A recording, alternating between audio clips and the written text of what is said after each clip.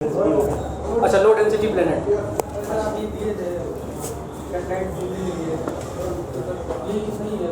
कौन सा?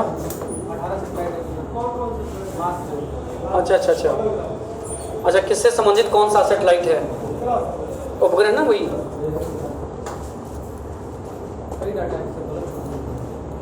सही है। Mars 2, Mars 3, Mars 9। पहला तो सर हो गया है। ओपन कर दो थोड़ा सा, वेंटिलेशन। हाँ, दरवाजा खोल दो, तो वो खिड़की खोल दो, वेंटिलेशन होने दो। इनकी गैस चेंज करवाना है बेटा, गैस खत्म हो गई। कोई नहीं कर रहा है, नहीं चलाएगा। चलिए, अब बचे कितने हैं? 2, यूरेनस और नेपच्यून। तो अगर पूछेगा कि पूरे सोलर सिस्टम का सबसे लो डेंसिटी प्लेनेट कौन है, सबसे कम घनत्व वाला ग्रह कौन है? सैटर्न है। ठीक है। ऐसा कौन सा ग्रह है जो पानी पे तैर सकता है? सैटर्न नहीं है। ठीक है। ऐसे कितने प्लेनेट हैं जिनके पास कोई सैटेलाइट नहीं है? कौन कौन से? मरकरी और वेनस। अगर पूछेगा मॉर्निंग स्टार और इवनिंग स्टार, मतलब भोर का तारा, शाम का तारा, किसे कहते हैं? शुक्र, बुध, दोनों को। लेकिन मेनली हम लोग बोलते हैं वेनस को, क्योंकि ये ज्यादा करीब होने की वजह से ज्यादा जल्दी दिखाई देता है, ज्यादा बड़ा दिखाई देता है, चमकीला। ठीक है। और अगर पूछेगा सबसे अधिक सैटेलाइट किसके पास है? शनि के पास। कितनी है? 82। लार्जेस्ट सैटेलाइट ऑफ सैटर्न, मतलब शनि का सबसे बड़ा उपग्रह कौन है? तो टाइटन है। बट ये सेकंड लार्जेस्ट सैटेलाइट इन सोलर सिस्टम है। अगर पूछेगा सौरमंडल का दूसरा सबसे बड़ा उपग्रह कौन है, तो टाइटन। और सबसे बड़ा कौन है? गैनीमेड किसका? जुपिटर का। ठीक है। चलो, अब यहां से निकालो यूरेनस, अरुण। अगला प्लेनेट है यूरेनस, अरुण। किसको पूछता भी नहीं, वैसे जानते रहो। रिवोल्यूशन करने में इसको, सैटर्न को रिवोल्यूट करने में 29.5 ईयर लगते हैं, और 12 घंटे में अपनी एक्सिस पर एक चक्कर पूरा करता है, और परिक्रमण काल है 29.5 साल। शनि में अगर लिखना हो तो एक पॉइंट लिख लेना, सैटर्न में जहां शनि लिखा वहां लिख देना घूर्णन काल 12 घंटा, 12 आवर। रोटेशन पीरियड 12 घंटा, और रिवोल्यूशन, परिक्रमण काल,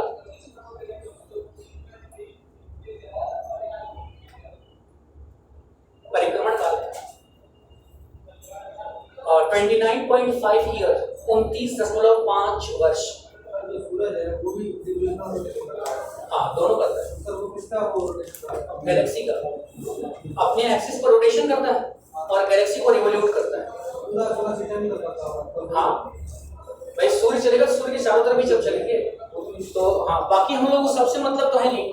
जैसे सपोज दैट कि इसका चक्कर ये लगा रहा है, ठीक है ना, और ये चक्कर लगा रहा है ऐसे, तो हमको सबसे नहीं मतलब ना, हमको बस सन से मतलब है। सन को हम कितने देर में रिवोल्यूट कर रहे हैं, वो मैटर करता है।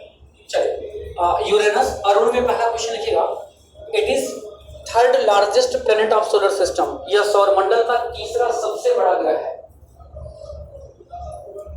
यह सौरमंडल का तीसरा सबसे बड़ा ग्रह है।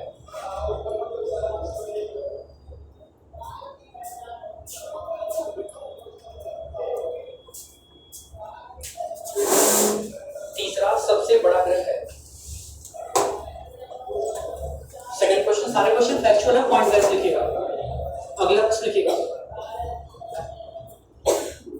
इसकी खोज 1781 ईस्वी में विलियम हर्शल के द्वारा की गई। It discovered by William Herschel in 1781। इसकी खोज 1781 ईस्वी में विलियम हर्शल के द्वारा की गई। William Herschel.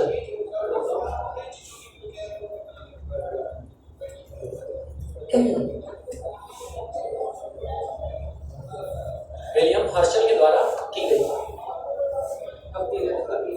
1781 में। नेक्स्ट लिखिएगा। अपने अक्ष पर अत्यधिक झुका होने के कारण, टिल्टेड होने की वजह से, हाँ, अपनी एक्सिस पर टिल्टेड, झुका होने के कारण, अपने अक्ष पर अत्यधिक झुका होने के कारण, अत्यधिक झुका होने के कारण इसे लेटा हुआ ग्रह कहा जाता है, लेइंग प्लैनेट। अपने अक्ष पर अत्यधिक झुकाव होने के कारण इसे लेटा हुआ ग्रह कहा जाता है।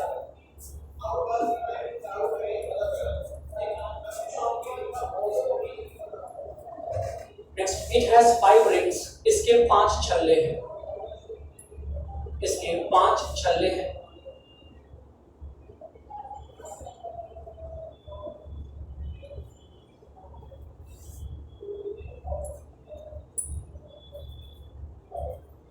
नेपच्यून मतलब वरुण, नेपच्यून आगे क्या वरुण, हिंदी में वरुण कहते हैं इसको। लिखेगा, इसकी खोज 1846 में क्लॉड तोम्बाग के द्वारा की गई। इट डिस्कवर्ड बाय क्लॉड तोम्बाग इन 1846।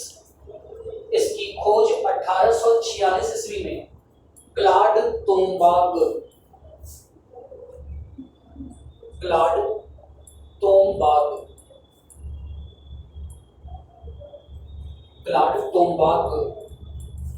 इसकी खोज 1846 में क्लॉड तोम्बाग के द्वारा की गई।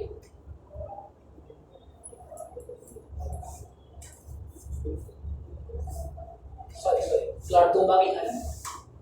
क्लॉड तोम्बाग ने खोज किया था प्लूटो की। ठीक है, इसको काट के बस इसके ऊपर ऐसे करके लिख देना, जोहान गल्ले। क्लॉड तोम्बाग ने प्लूटो को खोजा था। इसको काट के लिखिएगा, जोहान गल्ले। नेक्स्ट क्वेश्चन लिखिएगा, it is 4th largest planet in solar system. यह सौरमंडल का 4था सबसे बड़ा ग्रह है।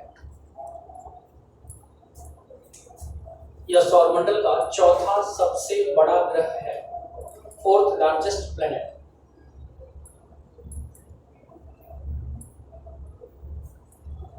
चौथा सबसे बड़ा ग्रह है। थर्ड क्वेश्चन लिखिएगा, इसकी सतह पर CH4 मतलब मीथेन, इसकी सतह पर मीथेन की अधिकता के कारण इसे ग्रीन प्लैनेट, हरा ग्रह कहा जाता है। Maximum percentage of methane so that it called green planet. इसकी सतह पर मीथेन की अधिकता के कारण इसे हरा ग्रह, ग्रीन प्लैनेट, हरा ग्रह कहा जाता है। हरा ग्रह कहा जाता है। नेक्स्ट क्वेश्चन लिखिएगा, it called blue planet just like earth. इसे पृथ्वी की तरह नीला ग्रह भी कहा जाता है। It called blue planet just like earth. इसे पृथ्वी की तरह नीला ग्रह भी कहा जाता है। ये 2019 उत्तर प्रदेश पुलिस में पूछा गया प्रश्न था ये, कि इनमें से किस ग्रह को पृथ्वी की तरह नीला कहा जाता है। तो किसको कहते हैं? नेपच्यून को। जनरली इसको कहा जाता है ग्रीन प्लैनेट। तो एक प्रश्न होगा कि हरा ग्रह किसे कहते हैं, तो कहेंगे प्लूटो को, सॉरी नेपच्यून को। ठीक है, लेकिन क्यों, अगर पूछेगा इसको हम ग्रीन प्लैनेट क्यों कहते हैं, क्योंकि इसकी सतह पर किसकी मात्रा ज्यादा है? CH4। और CH4 का उत्सर्जन कहाँ से होता है? ये कहाँ से गैस निकलती है? इस गैस को मार्स गैस भी कहा जाता है। ये कहाँ से निकलती है?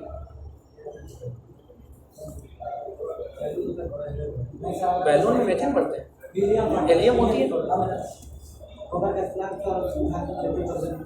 हाँ, ये गोबर गैस प्लांट जानते हैं ना, गाँव में देख लो गोबर गैस का प्लांट लगाते हैं।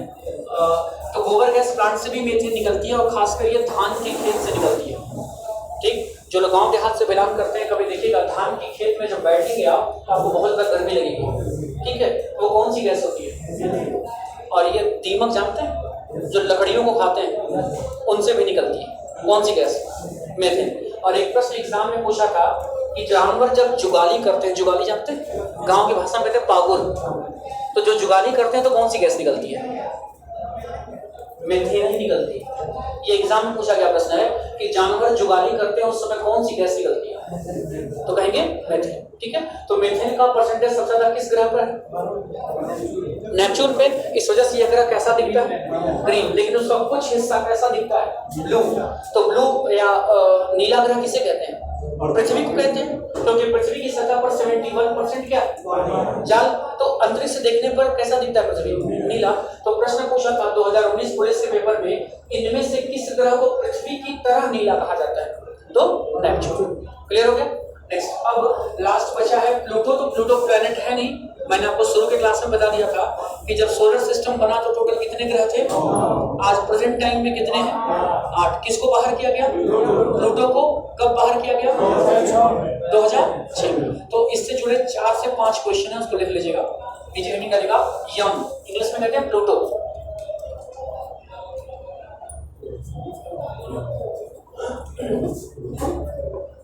इसमें पहला क्वेश्चन पूछेगा, इट डिस्कवर्ड बाय क्लॉड टोम्बाग इन 1913। इसकी खोज 1930 में, इसकी खोज 1930 में क्लॉड टोम्बाग के द्वारा की गई है। इसकी खोज 1930 में क्लॉड टोम्बाग के द्वारा की गई। इसकी खोज 1930 में क्लॉड टोम्बाग के द्वारा की गई। सेकंड क्वेश्चन लिखिएगा, इसे बौना ग्रह कहा जाता है। It called dwarf planet. इसे बौना ग्रह कहा जाता है।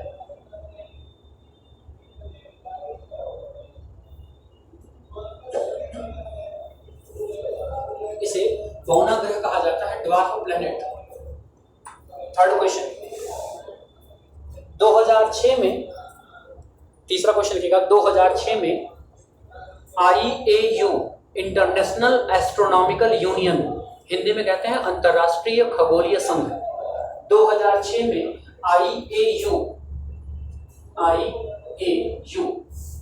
International astronomical union, full form पूछता है कभी कभी, जान लीजिएगा। इंटरनेशनल एस्ट्रोनॉमिकल यूनियन, हिंदी में कहते हैं इसको अंतरराष्ट्रीय खगोलीय संघ, 2006 में IAU के द्वारा ग्रह का दर्जा छीन लिया गया। IAU के द्वारा ग्रह का दर्जा छीन लिया गया।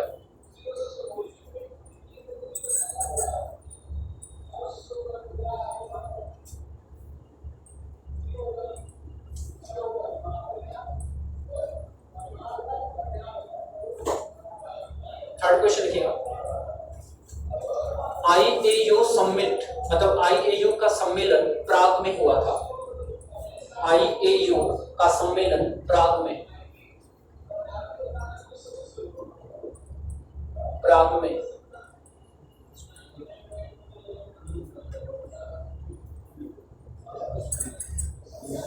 नेक्स्ट, IAU का हेडक्वार्टर पेरिस में है।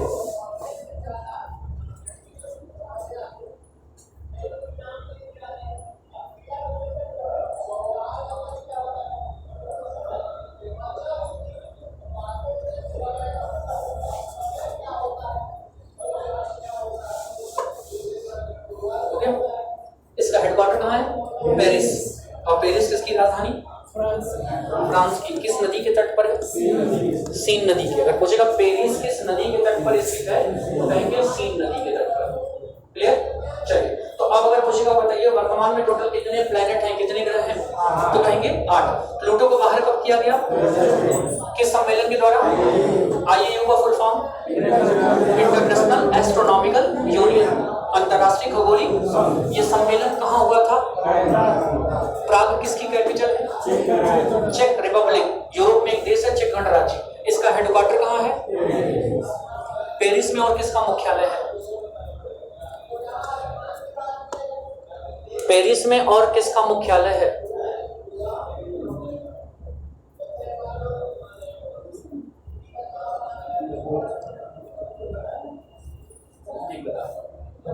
वाशिंगटन DC में किसका किसका हेडक्वार्टर है? वर्ल्ड बैंक, IMF, अंतरराष्ट्रीय मुद्रा कोष कहते हैं। तो IMF और वर्ल्ड बैंक का हेडक्वार्टर कहाँ है? अगर पूछेगा इंटरपोल का मुख्यालय कहाँ है? इंटरपोल का मुख्यालय कहाँ है? पेरिस में। कहाँ पे है? WHO का मुख्यालय कहाँ है? जेनेवा। WTO का मुख्यालय कहाँ है?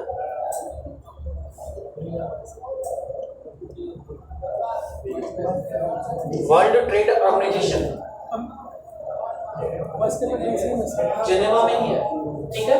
अंतरराष्ट्रीय चावल अनुसंधान केंद्र कहाँ है? इंटरनेशनल पूछ रहा हूँ, नेशनल कटक में। राष्ट्रीय चावल अनुसंधान कहाँ है तो पूछेंगे तो कटक है। मैं अंतरराष्ट्रीय पूछ रहा हूँ, इंटरनेशनल।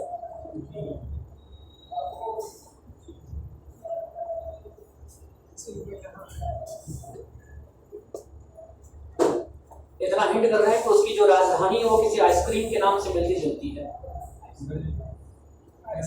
मतलब वो जो जगह जो है वो एक आइसक्रीम के नाम से मिलती जुलती है। मनीला, एक आपने सुना ना मनीला, ठीक है। तो मनीला किसकी राजधानी? फिलीपींस की। तो अगर प्रश्न पूछेगा अंतरराष्ट्रीय चावल अनुसंधान केंद्र कहाँ है, कहेंगे मनीला। कहाँ पे है? मनीला। मनीला किसकी कैपिटल है? फिलीपींस की। चलिए अब यहाँ से एक छोटा सा टॉपिक है, हेडिंग करेगा मून, चंद्रमा। चंद्रमा जो बताएं फिर ऊपर आएगा क्या चीज? ये सब जो बताएं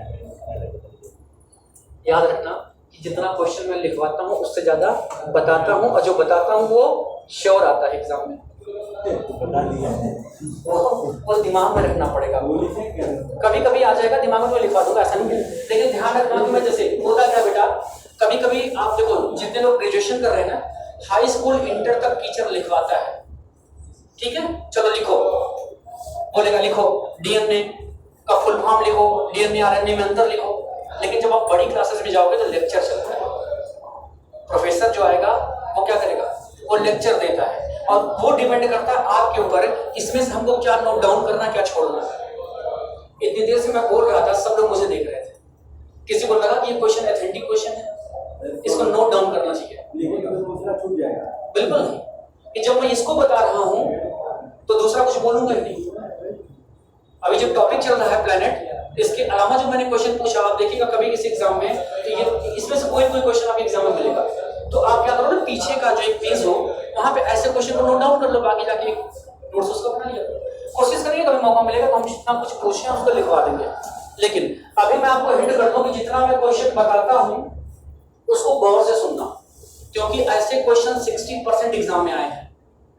तो जैसे मेरी ये आदत है, किसी भी टॉपिक से रिलेट करके जितना क्वेश्चन हो सकता है मैं उतना क्वेश्चन पूछता हूँ। तो जरूरी नहीं कि ये क्वेश्चन पूछ ले, लेकिन जो रिलेटेड क्वेश्चन मैंने बताया आपको वहां से क्वेश्चन हो जाएगा। जैसे कि मैंने हाल में ही पढ़ाते समय क्वेश्चन पूछा था कि उत्तर प्रदेश का जो प्रतीक चिन्ह है, पता है सबको क्या है? दो मछली, तीन धनुष और धाराएं 3 है। तो अगर मैं प्रश्न बनाऊं तो कम से कम 10 क्वेश्चन बनेगा यहाँ से। जैसे अगर मैं पूछूं कि उत्तर प्रदेश का जो राष्ट्रीय प्रतीक चिन्ह है, इसे कब स्वीकार किया गया, कब अडॉप्ट किया गया? नहीं पता। इसमें जो 2 मछलियां हैं वो कौन सी मछली है? वो दोनों रोहू हैं। और ये किसका प्रतीक है? अवध में मुस्लिम शासन का प्रतीक है। जो तीर धनुष है वो किसका प्रतीक है? हिंदू धर्म राम का प्रतीक है। और जो 3 धाराएं हैं वो गंगा यमुना का संगम है, ठीक है। और इस प्रतीक चिन्ह को अडॉप्ट किया गया था 1938 में। मैं यूपी स्टैटिक पढ़ा रहा था तो ये डिस्कशन कर रहा था, तभी मेरे दिमाग में प्रश्न आ गया कि भारत का जो राष्ट्रीय प्रतीक चिन्ह अशोक स्तंभ है, इसे कब अडॉप्ट किया गया? 22 जुलाई। आप जो बता रहे हो वो नेशनल फ्लैग है। 26 जनवरी 1950 और यही क्वेश्चन कल सीजीएल में आया था, ठीक। हाँ, कल या परसों के पेपर में सीजीएल, अभी बच्चे गए थे देने 2 दिन पहले। सीजीएल के पेपर चले 11 से शुरू है पेपर, तो किसी का था 2 दिन पहले, अभी या कब था, तो यही क्वेश्चन पूछा था कि भारत का जो प्रतीक चिन्ह इसे कब स्वीकार किया गया, ठीक। तो उस समय वो सुना था क्लास में, जबकि मैंने इसको नोट डाउन नहीं करवाया था। मैं यूपी स्टैटिक पढ़ा था तो भारत को क्यों डाल दूं, लेकिन एक जिक्र आ गया तो मैंने भारत का लगे हाथ पूछ लिया और बता दिया, और वो क्वेश्चन का आंसर वो क्लास में सुने थे इसलिए याद था। तो मैं ये कह रहा हूँ कि जितना क्वेश्चन मैं ओरली बताया करूँ उसको आप ध्यान से सुना करो, या लगे कि अच्छा क्वेश्चन मुझे दोबारा याद नहीं हो सकता, उसको नोट डाउन कर लो कहीं अलग पेज पे, इस नोट्स में नहीं। तो ऐसे क्वेश्चन मिल जाएंगे पक्का। चलिए अब हिंदी का लिखा चंद्रमा, मून, चंद्रमा। तो सबसे पहला प्रश्न, चंद्रमा क्या है? ये एक तारा है, ये एक ग्रह है, ये एक उपग्रह है, या एक एस्टेरॉइड्स है, क्षुद्र ग्रह है? तो सबसे पहला जवाब होगा ये एक उपग्रह है, ठीक। मैंने उस दिन कहा था कि सैटेलाइट उपग्रह कितने प्रकार के होते हैं? 2। एक नेचुरल और एक आर्टिफिशियल। मतलब जो किसी ग्रह से टूट कर अलग होकर बन गए उसे नेचुरल बोलते हैं, और जो मानव बना के भेजता है, देखते नहीं वो रात को आप आसमान की तरफ देखिए ना, तारा चल रहा है, वो तारा नहीं होता, वो सैटेलाइट होती है। उपग्रह होते हैं जो चलते रहते हैं। सूचना का उपग्रह अलग होगा, कम्युनिकेशन का अलग होगा, और डिफेंस का अलग होगा, मौसम का अलग होगा। तो ये पूछेगा कि चंद्रमा पृथ्वी का कैसा उपग्रह है, तो कहेंगे नेचुरल है, और इसे जीवाश्म उपग्रह कहते हैं। जीवाश्म समझते हैं, जीवों का अंश जिसमें हो। जब पृथ्वी से टूटकर अलग हुआ है तो पृथ्वी पर बहुत सारे जीवों के अंश दबे थे जो अलग होकर एक। तो सबसे पहला प्रश्न कि चंद्रमा किसका उपग्रह है? पृथ्वी का है। चंद्रमा की पृथ्वी से औसत दूरी कितनी है? तो 3,84,365। तो एक एक फैक्चुअल क्वेश्चन पहले लिखते चलिए, देखिएगा। Average distance between moon and earth, पृथ्वी और चंद्रमा के बीच की औसत दूरी, पृथ्वी और चंद्रमा के बीच की औसत दूरी 3,84,365 kilometre. 3,84,365 kilometre. 3,84,365 kilometre. Second question, चंद्रमा के प्रकाश को पृथ्वी तक आने में लगा समय, चंद्रमा के प्रकाश को पृथ्वी तक आने में लगा समय।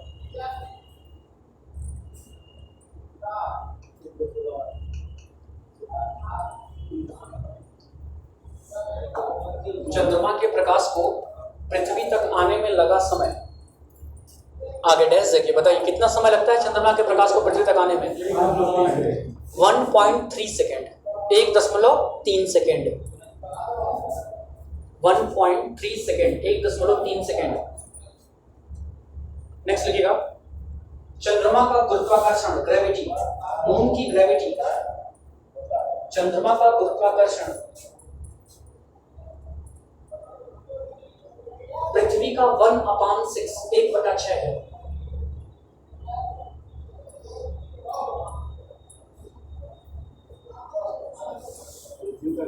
पृथ्वी के ग्रेविटी का 1/6 है। जैसे अगर आपका वजन 60 केजी है तो चंद्रमा पर आपका वजन कितना हो जाएगा? 10 केजी। अगर आप 36 किलो के हैं तो यहाँ पे कितने हो जाएंगे? ऐसा क्यों? क्योंकि वहां की ग्रेविटी कितनी है? पृथ्वी से 1/6 है। जो वेट होता है वो ग्रेविटी की वजह से पता चलता है, ठीक है। और चंद्रमा पे चलने के लिए हम पता है कैसा यूज करते हैं? Frog jump. मेढक को कभी देखा है? मेढक छलांग मार के कूद कूद के चलता है।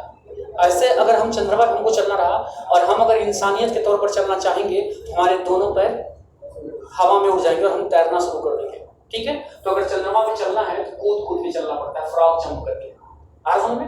नेक्स्ट आगे लिखिएगा, चंद्रमा और पृथ्वी के बीच के अंतरिक्ष को, स्पेस बिटवीन मून एंड अर्थ, चंद्रमा और पृथ्वी के बीच के अंतरिक्ष को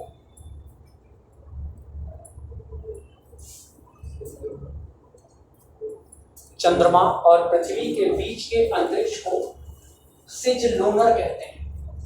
सिज लूनर, सिज लूनर कहते हैं।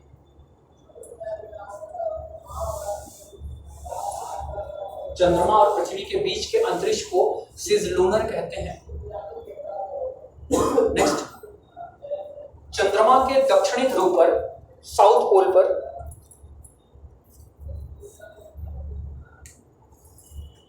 चंद्रमा के दक्षिणी ध्रुव पर, साउथ पोल पर लिबनिट्ज पर्वत स्थित है।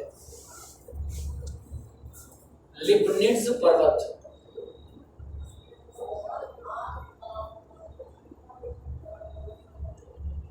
चंद्रमा के साउथ पोल पर लिबनिट्ज पर्वत स्थित है।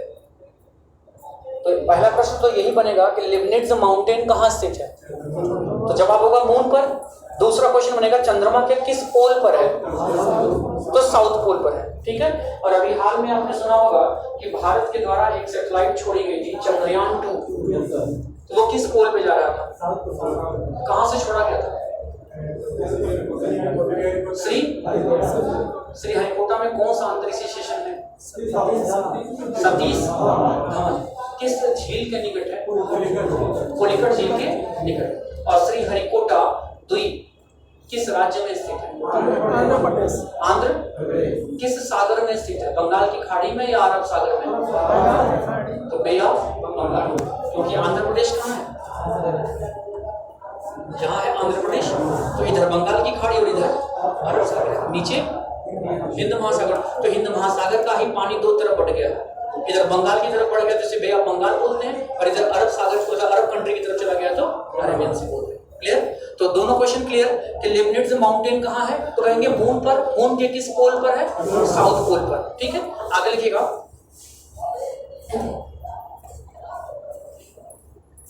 देखो इंग्लिश में कहते हैं सी ऑफ ट्रैंक्विलिटी, और हिंदी में प्रश्न पूछा था शांत सागर कहाँ स्थित है? चंद्रमा पर है।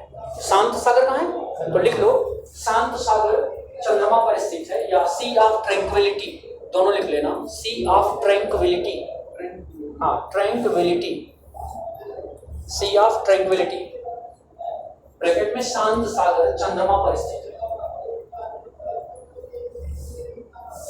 देखो इस पे भी लेकर थोड़ा सा डिस्प्यूट ये था, कुछ वैज्ञानिकों का मानना था कि चंद्रमा पर एक समुद्र हुआ करता था जो सूख गया। क्या हो गया? सूख गया, और उसी सूखे सागर को नाम दे दिया गया शांत सागर या सी ऑफ ट्रैंक्विलिटी। लेकिन कुछ वैज्ञानिकों का मानना था कि जो सबसे पहला अंतरिक्ष यान चंद्रमा पर उतरा था जिसका नाम था अपोलो 11, किस देश का था? अमेरिका का। तो जिस जगह पर उस यान को उतारा गया, उस पॉइंट का, उस जगह का नाम पड़ गया सी ऑफ ट्रैंक्विलिटी। ठीक, तो आपसे इतना डिस्प्यूटेड क्वेश्चन नहीं पूछेगा, वो सीधा क्वेश्चन पूछेगा कि सी ऑफ ट्रैंक्विलिटी या शांत सागर कहाँ स्थित है? तो उसका जवाब होगा चंद्रमा पर जाने वाला प्रथम अंतरिक्ष यात्री कौन था? Neil Armstrong. दूसरा कौन था? Edwin Aldrin. वही तो पूछ रहा हूं, दूसरा इंसान कौन था साथ में गया? यूरी गागरिन था या एल्विन एल्ड्रिन था? यूरी गागरिन था। ठीक है, तो अगर पूछेगा चंद्रमा पर पहला कदम किसने रखा, दूसरा कदम किसने रखा, क्यों? एक पैर से था क्या वो? दोनों सी का था ना। हर प्रश्न का उत्तर नहीं होता है, समझा करो। मैंने कहा पहला कदम किसने रखा, तो नील आर्मस्ट्रांग, तो दूसरा भी तो वही रखेगा। मैं दूसरा व्यक्ति पूछता तो आप कहते मैंने दूसरा कदम पूछा। चल दोनों कदम एक साथ रखना है ना, दोनों कदम एक साथ रखना है। बेटा मैंने बताया ना कि पहले सबसे पहले उतरा कौन था? लाइका नाम की कुतिया। अगर पूछा गया चंद्रमा पर सबसे पहले कौन लैंड किया था, तो लाइका नाम की कुतिया थी, क्योंकि उसके सरफेस का ज्ञान नहीं था कैसा है, तो लाइका नाम की कुतिया को छोड़ा गया। वो बेल्ट से बंधी थी, और इंसान भी उतरता है तो बेल्ट से बंधा होता है।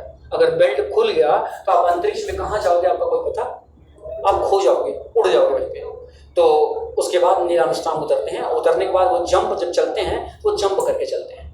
ठीक है, और कुछ देशों का मानना ये फेक था, एक स्टूडियो में ये सब दर्शाया गया था और ये दिखाया गया है। खैर जो हकीकत वो बता जानता है। ठीक है, चलिए अगर आप पूछेगा कि अंतरिक्ष में जाने वाला प्रथम भारतीय अंतरिक्ष यात्री कौन था, अरे सॉरी, चंद्रमा पर जाने वाला प्रथम अंतरिक्ष यात्री कौन था? राकेश शर्मा। चंद्रमा पर जाने वाला प्रथम भारतीय अंतरिक्ष यात्री कौन था? चंद्रमा पर जाने वाला, जैसे आपने कहा विश्व में पहला था नील आर्मस्ट्रांग, तो भारत का प्रथम अंतरिक्ष यात्री जो चंद्रमा पे गया राकेश शर्मा। वही बेटा अभी तक कोई भारतीय नहीं गया, हर प्रश्न का उत्तर नहीं। ठीक है, राकेश शर्मा अंतरिक्ष में जाने वाले पहले भारतीय हैं। तो स्पेस और मून दोनों में अंतर है। भटकती आत्मा कहाँ भटक रहे हो? थोड़ा लगा था, पूरा जाम लगा था। तुम्हारी क्लास कहाँ है? इसमें तो दिल्ली से दौलताबाद। लेकिन ध्यान रखो दोबारा एंट्री न मिलेगी अगर 11 बजे आए तो। 11 बजे।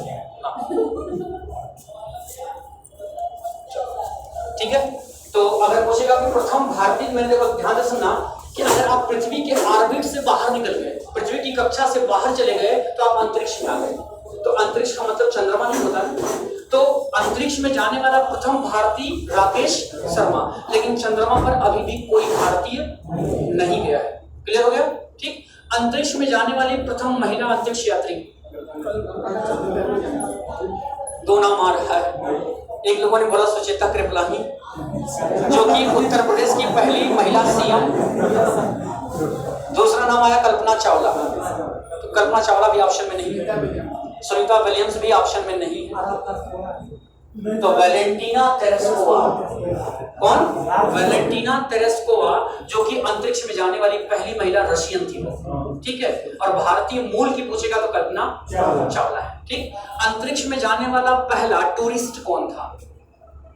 टूरिस्ट में जानते हैं, मतलब एज ए टूरिस्ट, पर्यटक, ना कि एस्ट्रोनॉट। हाँ, पैसा देके बस मनोरंजन के लिए घूमने जाने वाला पहला व्यक्ति कौन था? Dennis Tito. कौन था? डेनिस टीटो। 90 करोड़ रुपया देके वो सिर्फ अंतरिक्ष में घूमने गया था। और अभी विदिन 1 वीक हो रहा है, जेफ बेजोस गया था घूमने अपनी कंपनी टेस्ला के द्वारा। तो वो अब एक ऐसा रिन्यूएबल रॉकेट बना लिया कि जो जाकर वापस लौट आएगा। ठीक है। Elon Musk, Jeff Bezos, Elon Musk का। तो एलन मस्क गया था अभी घूमने के लिए। ठीक है। लेकिन पहला यात्री कौन था? तो डेनिस टीटो। ठीक। अब आ जाओ यहाँ, चंद्रमा से 4 टाइप के क्वेश्चन होते हैं। आपने एक नाम सुना होगा न्यू मून, न्यू मून। एक सुना होगा फुल मून, एक सुना होगा ब्लू मून, और एक नाम सुना होगा सुपर मून। तो इन चारों में से कितने प्रकार के मून के बारे में जानते हैं? New moon, full moon, blue moon, super moon. कितना मून देखा है इसमें से? चारों छोड़ो, 3 छोड़ो तो मिसिंग बता दो। इसको कब देखे थे? जब बड़ा हो जाता है तो कब देखे थे? लास्ट टाइम कब देखा था?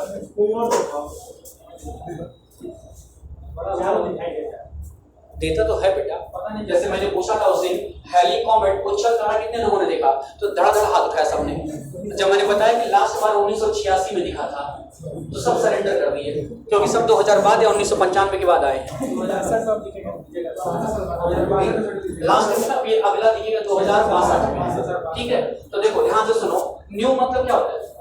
नया। मून मतलब, तो चांद जिस दिन एकदम नया हो जाता है उसे अमावस का चांद कहते हैं। दीपावली किस दिन पड़ती है? अमावस्या के दिन। तो अमावस्या के चांद को क्या कहते हैं? New moon. फुल मतलब पूरा, तो चांद जिस दिन पूरा होता है उसे पूर्णिमा का चांद कहते हैं। क्या बोलते हैं? पूर्णिमा का। दोनों क्लियर हो गया? अमावस्या के चांद को न्यू मून, पूर्णिमा के चांद को फुल मून। अब पूछेगा ब्लू मून। अब यहाँ अंग्रेजी नहीं चलेगी कि न्यू मतलब नया, फुल मतलब पूरा, ब्लू मतलब नीला। यहाँ अब ये नहीं चलेगा। देखो जनरली एक महीने में एक पूर्णिमा और एक अमावस्या पड़ती है। 15 दिन पर पूर्णिमा और 15 दिन पर अमावस्या, महीना खत्म। लेकिन कुछ महीने 28 के, कुछ 30 के, कुछ 31 के। ठीक है। 4 साल में आ जाएंगे तो 29 अभी पड़ जाएगा, आसमान में, लीप ईयर में। तो ऐसा होने के कारण ऐसा होता है कि कभी कभी एक महीने में 2 पूर्णिमा हो जाती है। ये जनरली हमेशा नहीं होता है।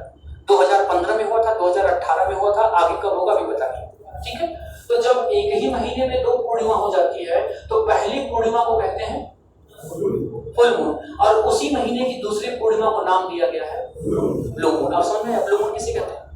कि जब एक महीने में, जबकि पड़ती कितनी है जनरली? एक पूर्णिमा और एक अमावस्या, 15-15 दिन में महीना खत्म। लेकिन आगे पीछे करते करते कभी कभी ऐसा हो जाता है कि एक महीने में कितनी पूर्णिमा आती है? 2। तो उस महीने की जो पहली पूर्णिमा पड़ेगी उसे क्या नाम दिया जाएगा? Full moon. और उसी महीने की जो दूसरी पूर्णिमा आएगी उसे हम लोगों ने क्या नाम दे दिया? Blue moon. तो अब एग्जाम में अगर पूछेगा ब्लू मून किसे कहते हैं, तो एक ही महीने में लगने वाली दूसरी पूर्णिमा को क्या कहते हैं? अब देखो 34 है सुपर मून। तो जब चांद पृथ्वी के सबसे ज्यादा करीब होगा, जैसे एलिप्टिकल पाथ पे चक्कर लगा रहे हैं ना, तो एक बार करीब आएगा, एक बार दूर जाएगा। लट्टू देखा ना नाचते हुए? लट्टू को जो नचाएंगे, देखिए एक बार ऐसे भागता है, फिर इधर आता है, फिर भागता है, ऐसे आता है। तो जब चांद पृथ्वी के सबसे ज्यादा करीब होगा तो साइज में छोटा दिखे, बड़ा, और उसकी लाइट ज्यादा ब्राइट होगी, मतलब 30% एक्स्ट्रा ज्यादा चमकीला हो जाता है। तो इस घटना को कहा जाता है सुपर मून। और समझे, जब चांद पृथ्वी के सबसे ज्यादा करीब होगा तो अपने आकार से कुछ ज्यादा बड़ा और कुछ ज्यादा चमकीला दिखाई देगा। इस घटना को कहा जाता है सुपर मून। ये लास्ट 2016 में दिखा था, और जो लोग वंचित रह गए कोई वेट करेंगे 18 साल, 2034 में एक बार फिर से सुपर मून दिखेगा। पता ना सब वायरस देखा था ठीक, वो डिपेंड करता है चाइना के ऊपर कि नहीं मतलब दोबारा कोरोना को ना वो करे तो सिक्योरिटी है कि हम 2034 तक देख सकते हैं। उत्तर कोरिया क्यों कारण है? उत्तर कोरिया, हाँ अब देखो जिसने उत्तर कोरिया का नाम लिया है ना, सुनो उत्तर कोरिया की राजधानी, एक मिनट, उत्तर कोरिया की कैपिटल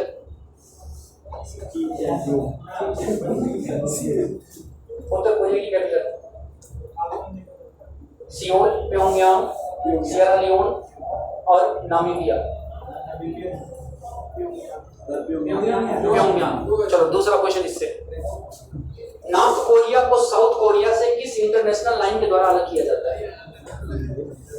38वीं समानांतर रेखा, 17वीं समानांतर रेखा, 24वीं समानांतर रेखा और 49वीं समानांतर रेखा।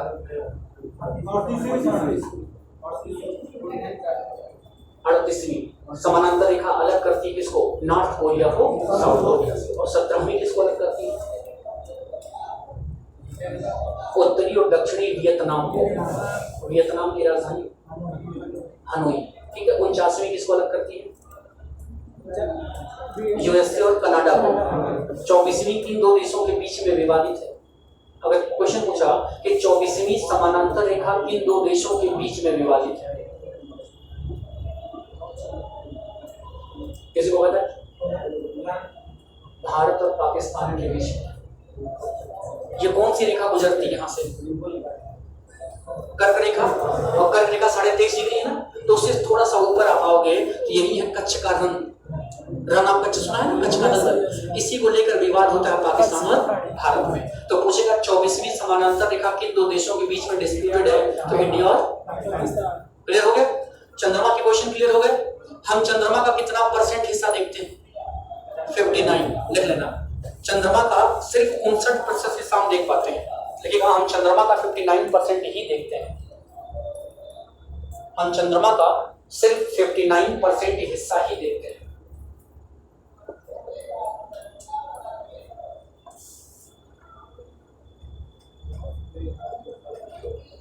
तो जो ओनली क्वेश्चन है, फैक्चुअल क्वेश्चन पे क्लियर हुआ कि चंद्रमा पृथ्वी से कितना दूर है?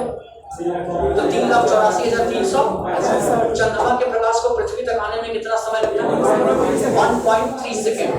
आप गलती से 8 मिनट मत मारिएगा, वो सूर्य से है। ठीक है, और सबको पता है लाइट की स्पीड कितनी होती है? 3 × 10⁸ किलोमीटर पर सेकेंड, मतलब 3 लाख किलोमीटर पर सेकेंड की स्पीड से लाइट चलती है। तो दूरी कितनी है? 3,84,000। तो 3 लाख कवर करने में कितना समय लगा? 1 सेकेंड, बाकी 0.8 माइक्रो सेकेंड हो जाएगा। तो 1.3, तो 1.3 सेकंड में चंद्रमा का प्रकाश पृथ्वी पर आ जाता है। चंद्रमा का, पृथ्वी का एक दिन चंद्रमा के कितने दिन के बराबर होता है? मतलब चंद्रमा का एक दिन पृथ्वी के कितने दिन के बराबर होता है? 14 दिन के बराबर होता है। चंद्रमा का एक दिन पृथ्वी के 14 दिन के बराबर होगा। आपको याद होगा कि जब चंद्रयान 2 छोड़ा गया था तो वो 3 स्टेप में था, ऑर्बिट, लैंडर, रोवर। नाम सुना था ना? तो जो उसका लैंडर था जिसका नाम था विक्रम, जो भारत के अंतरिक्ष के जन्मदाता माने जाते हैं, ठीक है, विक्रम साराभाई के नाम पर उस लैंडर का नाम था विक्रम। तो आपने सुना होगा कि ये चंद्रमा पर जाकर 14 दिन के लिए स्टडी करेगा और 14 दिन बाद खुद से डिस्ट्रॉय हो जाएगा। तो क्यों सिर्फ 14 दिन? क्योंकि जिस दिन चंद्रयान को लैंड कराया जा रहा था चंद्रमा के दक्षिणी ध्रुव पर, उस दिन वहां सूर्योदय हो रहा था। क्या हो रहा था? सूर्योदय। तो जिस दिन सूर्योदय हो रहा है तो इसका मतलब पृथ्वी का जब 14 दिन गुजर जाएगा तब चंद्रमा का एक दिन गुजरता। मेरी बात समझ आई? कि पृथ्वी के 14 दिन के बराबर उसका एक दिन होता है। तो जब दिन था, दिन के बाद धीरे धीरे जब रात होती तो रात का टेम्परेचर -160 के अबव चला जाता, -120 डिग्री सेंटीग्रेड चला जाता। तो 120 डिग्री सेंटीग्रेड के बाद बताओ वो जो सोलर पैनल है वो काम कर पाएगा? सोलर पैनल सूर्य की ऊर्जा से तो चार्ज होगा, तो सूर्य की ऊर्जा से चार्ज होता तब वो पूरे दिन चलता। ठीक है, लेकिन जब रात होती तो 15 मिनट बचा है बेटा। आ जाओ, आज के लिए रिजर्वेशन है बस। उसके बाद से 104वां संविधान संशोधन के द्वारा 2 एंग्लो इंडियन सीटों को समाप्त कर दिया जाएगा। तुम्हारी वजह से आए? हाँ, बस वही, नहीं तो होता पार्शियलिटी हो गई। ठीक है, बैठ जाओ बेटा। लेकिन आज के बाद से सुन लीजिएगा, मैक्सिमम 10:35, कितना 10:35 एक्सेप्शन छोड़कर, अपवाद छोड़कर। हाँ ठीक है, चलिए तो क्या बता रहे थे? हाँ चंद्रमा का, तो जब 14 दिन बाद चंद्रमा पर रात होती तो 14 दिन तक क्या रहती? पृथ्वी के हिसाब से कितने दिन तक? 14 दिन तक रात होती, और 14 दिन के कड़ाके की ठंड में वो विक्रम जो लैंडर था वो पूरी तरह से क्या हो जाता? डेड हो जाता, उसके ऊपर बर्फ जम जाती, वो खत्म हो जाता। इसीलिए ये जो पूरा अभियान था वो कितने दिन के लिए था? सिर्फ 14 दिन के लिए था। तो अब पूछेगा कि बताइए चंद्रमा का एक दिन पृथ्वी के कितने दिन के बराबर होता है? तो कहेंगे 14 दिन। तो चंद्रमा से जुड़े सारे क्वेश्चन क्लियर। चंद्रमा की ग्रेविटी पृथ्वी का कितना है? 1/6 है। ठीक है, चंद्रमा का हम कितना % हिस्सा देखते हैं? सिर्फ 59। क्यों? क्योंकि चंद्रमा का रोटेशन और रिवोल्यूशन स्पीड एक है। जिस गति से वो अपनी एक्सिस पर घूम रहा है उसी स्पीड से वो पृथ्वी के चारों तरफ भी घूम रहा है, इसलिए उसका एक ही हिस्सा हमेशा पृथ्वी के सामने से गुजर जाता है। क्लियर हो गया? ठीक है। और न्यू मून अमावस्या के चांद को, फुल मून पूर्णिमा के चांद को, जब एक महीने में 2 पूर्णिमा दिखे तो पहली पूर्णिमा को फुल मून और दूसरी पूर्णिमा को, जब चांद पृथ्वी के सबसे ज्यादा करीब होता है तो ज्यादा बड़ा, ज्यादा चमकीला दिखाई देता है। इस घटना को क्या कहते हैं? Super moon. लास्ट कब हुआ था? नेक्स्ट कब होगा? क्लियर? चलो अब यहाँ से आप रेडी करेगा अर्थ, पृथ्वी, नया चैप्टर है आपका अर्थ।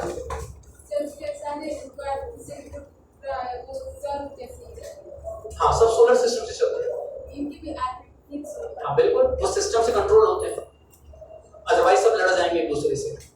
जैसे आसमान में जहाजें जब उड़ती हैं तो सबकी अपनी स्पीड और सबकी अपनी डिस्टेंस फिक्स होती है, पता है?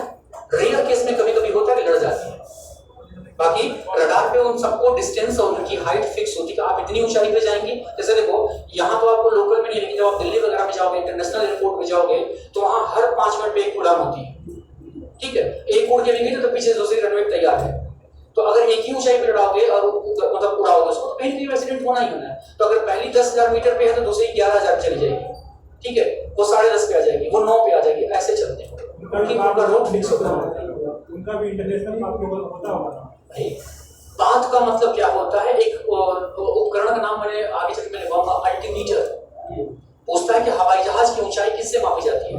अल्टीमीटर। तो अल्टीमीटर पर वो सिग्नल मिलता है कि आप कितनी ऊंचाई पर हैं, कितने एंगल पर हैं, किस स्पीड से आप चल रहे हैं, ये सब उनको शो करता है। तो उनको जो एक पाथ दे दिया गया कि आपको इसी एंगल पर, इतनी ऊंचाई पर ही उड़ना है, तो उसी पे रहेंगे। एरोप्लेन में अब बहुत ज्यादा मॉडर्निटी हो गई है, अब ऑटो प्ले चलता है। ठीक है, ऑटो पायलट पे डाल के पायलट आराम से सो जाएगा, जहाज कौन उड़ाएगा? कंप्यूटर। ठीक, तो ये सारी सुविधाएं हो चुकी हैं। तो अब यहाँ से आगे नेक्स्ट चैप्टर आपका है अर्थ, पृथ्वी। टेम्परेचर, एटमॉस्फेयर, क्योंकि वहां पे एटमॉस्फेयर है नहीं, वहां की ग्रेविटी इतनी कम है, मतलब पृथ्वी का 1/6 है, वो हवाओं को रोक ही नहीं पाता, हवाएं वहां से उड़ जाती हैं। तो इसलिए वहां वायुमंडल जहां नहीं होगा वहां टेम्परेचर डिफरेंशियल्स बहुत ज्यादा होगा। ठीक है, दिन जितना गर्म होगा रात उतनी ही ठंडी हो जाएगी। चलिए, तो पृथ्वी में मैंने कहा था यहाँ से आपको 2 चैप्टर पढ़ना है। पहला चैप्टर है एक्सटर्नल स्ट्रक्चर ऑफ अर्थ और दूसरा है इंटरनल स्ट्रक्चर ऑफ अर्थ। मतलब एक में हम पृथ्वी के ऊपरी सतह का अध्ययन करेंगे और दूसरे में पृथ्वी की आंतरिक सतह का। ठीक है, तो सबसे पहले चैप्टर आपका है पृथ्वी। तो एक प्रश्न पूछेगा कि पृथ्वी को सबसे पहले गोल किसने कहा था कि पृथ्वी गोल है? एरिस्टोटल, जिसको हिंदी में कहते हैं अरस्तु। तो पृथ्वी को सबसे पहले गोल किसने कहा था? तो क्या वास्तव में पृथ्वी गोल है? नहीं। पृथ्वी कैसी है? तो देखो, अरस्तु ने कहा कि पृथ्वी गोल है, तो बाद में एक वैज्ञानिक का नाम सुना होगा आपने, सर आइजक न्यूटन। न्यूटन का नाम सुना है? न्यूटन ने कहा पृथ्वी ऑरेंज की तरह है। संतरा देखे, नारंगी, गोल होते हुए थोड़ा सा चपटा ऊपर होता है। ठीक है, तब तक एक और वैज्ञानिक आते हैं, जेम्स। जेम्स ने कहा कि पृथ्वी कैसी है? नाशपाती। एक नाम सुना होगा ना, एक मस्क मिलन होता है, एक वाटर मिलन होता है। ठीक है, खरबूजा जिसको कहते हैं। अब देखो, खरबूजा पूरी तरह से गोल होते हुए दोनों ध्रुवों पर क्या है? ऊपर और नीचे थोड़ा सा चपटा है। तो जब तमाम तरह के डिस्प्यूट होने लगे तो एक लाइन में कह दिया गया पृथ्वी पूरी तरह से गोल नहीं। खत्म बात। पृथ्वी कैसी है? जियोइड है। कैसी है? जियोइड कहा है। बस एक प्रश्न लिखिएगा, पृथ्वी को सर्वप्रथम गोल अरस्तु ने कहा था। पृथ्वी को सर्वप्रथम गोल अरस्तु ने कहा था।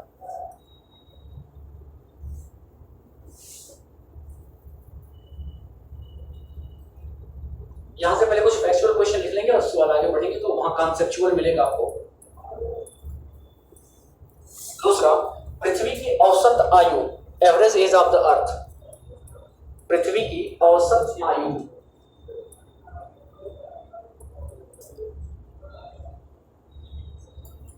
पृथ्वी की औसत आयु 4.6 अरब ईयर, 4.6 अरब ईयर, 4.6 अरब वर्ष। तीसरा क्वेश्चन, पृथ्वी का औसत घनत्व, average density of the earth. पृथ्वी का औसत घनत्व 5.5 ग्राम प्रति घन सेंटीमीटर, मतलब सेंटीमीटर क्यूब, 5.5 ग्राम पर सेंटीमीटर क्यूब, घन सेंटीमीटर। और ये याद रखिए, ये जल के सापेक्ष है, अकॉर्डिंग टू वाटर। ठीक है, अगर पृथ्वी की तुलना इसके घनत्व की तुलना जल से की जाती है तो इसका घनत्व कितना है जल के सापेक्ष? 5.5 ग्राम पर सेंटीमीटर क्यूब। नेक्स्ट, मिट्टी वाला कम हो जाएगा। 71% जल है, 29% लैंड है, स्थल है, तो ज्यादा क्या है? तो जल ज्यादा है पृथ्वी पर, तो भारी क्या होगा? एक प्रश्न पूछता है कि बताओ कॉन्टिनेंटल प्लेट भारी होती है कि ओशियन प्लेट भारी होती है? महाद्वीपीय प्लेट भारी होती है कि महासागरीय प्लेट भारी होती है? तो ज्यादा क्या है? महासागर, पानी ज्यादा है। ठीक है, तो महासागरीय प्लेट क्या है? भारी, इसलिए वो महाद्वीपों के नीचे की तरफ खिसकती है और नीचे जाने पर वो गर्मी की वजह से क्या होती है? पिघल जाती है, तो मैग्मा बन जाता है। ठीक है, और जब वोल्केनिक इरप्शन होता है, ज्वालामुखी का विस्फोट, तो वही मैग्मा ऊपर की तरफ निकलता है। आगे लिखिएगा, पृथ्वी का ऐसे लिखिएगा, इक्वेटोरियल व्यास, भूमध्य रेखीय व्यास,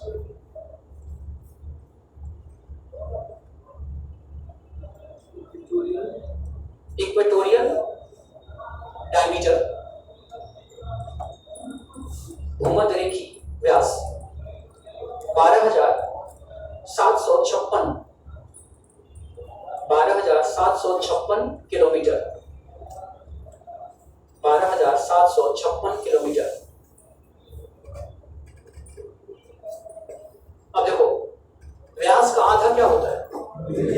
त्रिज्या। तो अगर पूछ लिया कि पृथ्वी की विषुवतीय त्रिज्या कितनी होगी? 378, कितना आएगा? 6,378 किलोमीटर विषुवतीय त्रिज्या। और पूछेगा ध्रुवीय त्रिज्या कितनी? ध्रुवीय त्रिज्या कितनी? लिखिएगा, विषुवतीय लिख लिया, इक्वेटोरियल। अब लिखिएगा पोलर डायमीटर, पृथ्वी का ध्रुवीय व्यास 12,714 किलोमीटर, 12,714 किलोमीटर, 12,714 किलोमीटर। तो ये आपने क्या लिखा है, त्रिज्या या व्यास? व्यास लिखा है। तो अगर त्रिज्या पूछ ले तो इसी का क्या करना है? आधा। तो अगर पूछेगा बताइए विषुवतीय त्रिज्या कितनी है, तो 6,378। और अगर पूछेगा ध्रुवीय त्रिज्या कितनी है, तो 6,354 के करीब, 58 के करीब, 56 के करीब आएगा, 56 के करीब आ जाएगा, तो 57 के करीब। देखो इसका मतलब क्या समझे? जैसे देखो पृथ्वी कैसी है, इस तरह से है, ठीक। तो ये है इसका विषुवतीय व्यास और ये है इसका ध्रुवीय व्यास, इस पोल से इस पोल। मेरी बात समझ में आई? तो विषुवतीय व्यास कितना है? 12,756 है और ध्रुवीय व्यास कितना है? 12,714 है। तो व्यास का आधा क्या होगा? ठीक है। तो रेडियस और डायमीटर का आधा क्या हो जाएगा? रेडियस, और रेडियस का दूना क्या होता है? चलो आगे लिखो। Next, rotation period of the अर्थ या पृथ्वी का घूर्णन काल लिखो। रोटेशन पीरियड लिखो पहले, रोटेशन पीरियड, घूर्णन काल। घूर्णन काल 23 घंटा 56 मिनट 4 सेकेंड, 23 घंटा 56 मिनट 4 सेकेंड। इसका मतलब समझ में आया? पृथ्वी अपने एक्सिस पर एक चक्कर कितने देर में पूरा करती है? तो एग्जैक्ट लगता है उसको 23 घंटा 56 मिनट 4 सेकंड। हम अप्रॉक्स हम लोग लेते हैं कि 24 घंटा। अब अगर प्रश्न पूछेगा कि बताइए पृथ्वी का रोटेशन स्पीड कितना है, पृथ्वी किस स्पीड से अपने एक्सिस पर घूम रही है? 1670 किलोमीटर पर आवर। तो देखिएगा रोटेशन स्पीड, घूर्णन गति,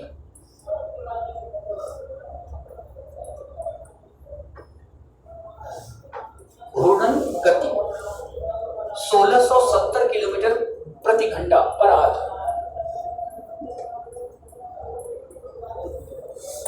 1670 किलोमीटर पर आवर इस स्पीड से वो घूम रही है, तब जाकर 24 घंटे में एक चक्कर पूरा करती है। अब लिखिएगा रिवॉल्यूशन पीरियड, परिक्रमण काल, रिवॉल्यूशन पीरियड, परिक्रमण काल,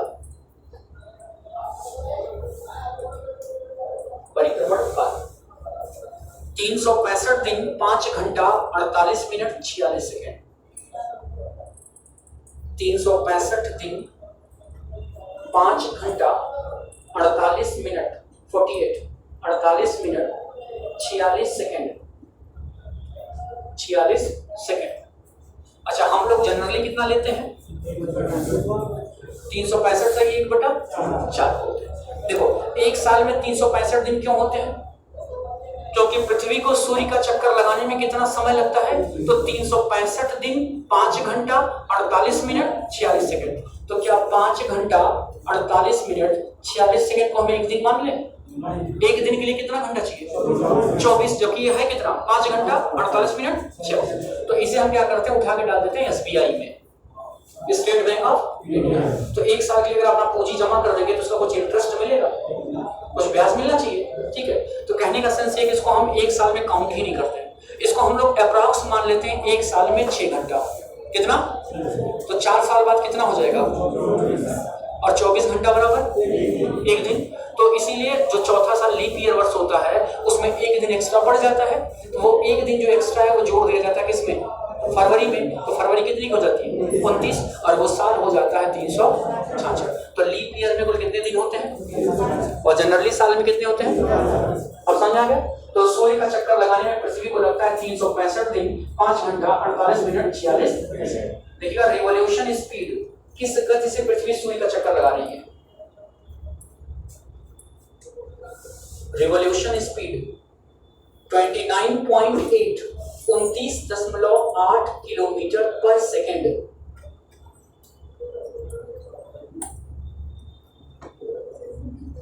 29.8 किलोमीटर पर सेकेंड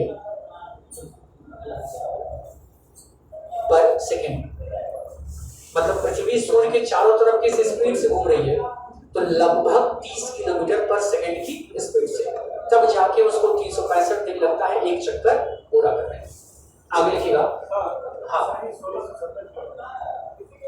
1670 किलोमीटर पर आवर की स्पीड से वो रोटेट कर रही है, अपनी एक्सिस पर वो स्पिन कर रही है, ठीक है। और स्पिन करते हुए वो सूर्य का चक्कर लगा रही है। तो उसकी ये स्पीड 30 किलोमीटर पर सेकंड है, लेकिन अपनी एक्सिस पर 1670 किलोमीटर पर आवर है। आगे लिखिएगा, इसका हाँ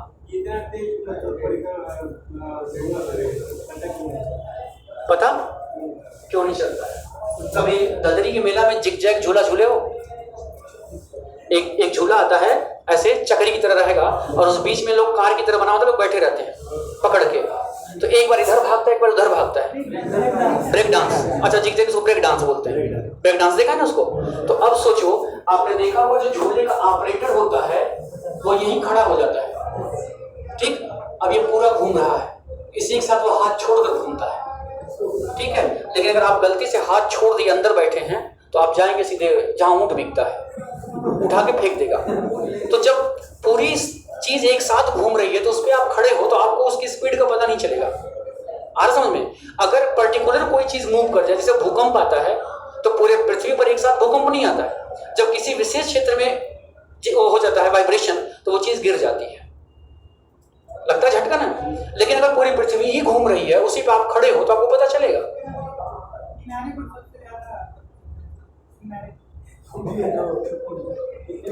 जब फिजिक्स पढ़ोगे तो वहां आपका कॉन्सेप्ट क्लियर हो जाएगा अब केंद्रीय बल और अपकेंद्रीय बल, सेंट्रीपिटल फोर्स और वो सब देखते हैं ना। तो देखो जो मौत के कुएं में साइकिल चलाता है ना, मोटरसाइकिल, अपकेंद्रीय बल क्या, देखो वो इतनी स्पीड से, अगर थोड़ा सा स्पीड स्लो कर देगा तो भग से गिर जाएगा नीचे। वो स्पीड से वो क्या करता है, चल रहा है इसलिए वो बना रहता है। तो हम देखो, मैंने कहा ना कि देखो ये नहीं गिरता क्योंकि वो पूरी प्लेट एक साथ घूम रही है। आप कभी अपनी बाइक पर बैठ जाओ, किसी से कह दो बाइक चलाए, तुम पीछे बैठ जाना और अपने साथ क्रिकेट की बॉल लेके से उछालते रहो। अब बाइक चलाता रहेगा, तुम्हारे साथ वो चलेगी क्योंकि तुम्हारे साथ वो गतिमान है। ठीक, जैसे बस में बैठे हो, जब बस में एकाएक ब्रेक लगता है तो कमर के ऊपर का हिस्सा आगे की तरफ, नीचे वाला कभी देखो पैर उठ के चला गया आगे, क्यों? क्योंकि कमर के नीचे का हिस्सा गाड़ी के साथ गतिमान होता है, इसलिए उसको आभास, लेकिन ये हिस्सा स्थिर होता है। तो झटका लगता है तो आगे की तरफ हम, या ट्रेन जब छूटती है तो पीछे की तरफ चले जाते हैं। देखा ना? तो ये सारे फिजिक्स के रूल्स, ठीक है। हाँ, लॉ ऑफ इनर्शिया इसने दिया था, जड़त्व का नियम। हाँ, और ये कौन सा रूल्स है? न्यूटन का फर्स्ट नियम है, लॉ ऑफ इनर्शिया कहते हैं इसको, जड़त्व का नियम। चलिए आगे लिखिएगा। और तीसरा है एवरी एक्शन हैज रिएक्शन, तीसरा थर्ड लॉ। चलिए लिखिएगा, एस्केप वेलोसिटी, जिसको हिंदी में कहते हैं पलायन वेग, एस्केप वेलोसिटी, पलायन वेग।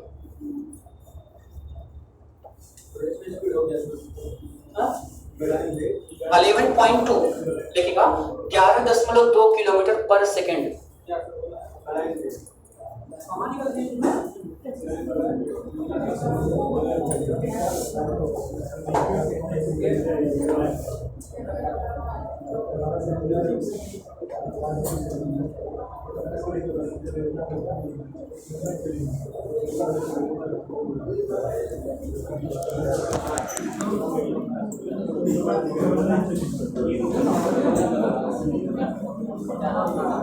सेकेंड, ये होता क्या है बोले?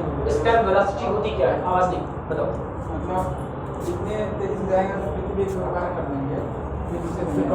किसी भी ऑब्जेक्ट को या किसी भी पिंड को अगर पृथ्वी के ऑर्बिट से बाहर फेंकना है तो हमें किस स्पीड से फेंकना पड़ेगा?